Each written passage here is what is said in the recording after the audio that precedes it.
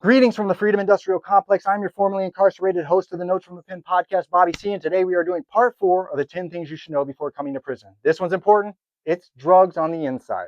First of all, let's cover the drugs that are in there. You can get little dabbles of everything here and there occasionally, but mainly it is Suboxone, opioid maintenance, strips. In the world, I think they're $10 or $15 on the street. I don't know how much for a prescription of them, but in there, they're anywhere from $50 to $100 a strip. You make a lot of money on that. And they're little thin things. People smuggle them in. The other one is meth.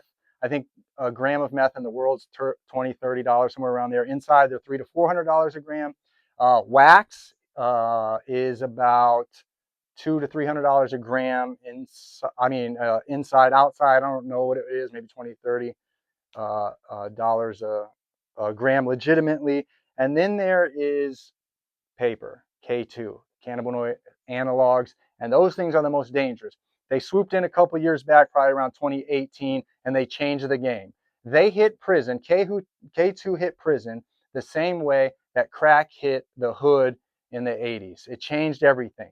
Now, here's the risk with doing drugs. If you want to dabble and do recreational stuff to get through your day, I'm not co-signing it, but I understand why that would happen, right? I can relate. But you will take a hit to your social status, your reputation, your people having faith and reliability in you, and just they'll see you differently, whether it's fair or not, right? But the legal risk is the worst part. If you get caught with any of these illicit substances on your person, you catch a new case and you'll spend more time than your original time in prison.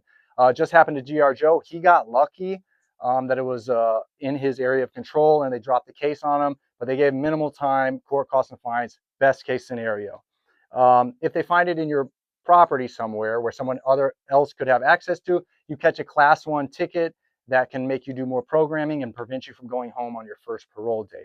So don't do that. Stay away from K2. It makes you have episodes. It makes you freak out. It draws attention to you, to your unit, to your bunkies, to your cubies, to your general relative population of convicts. And it is very bad for everyone involved. It costs tons of money. The high is very short. It turns you into a zombie. You get mush brain. I've had some very close friends fall to this stuff and only seen 1 or 2 crawl their way back out.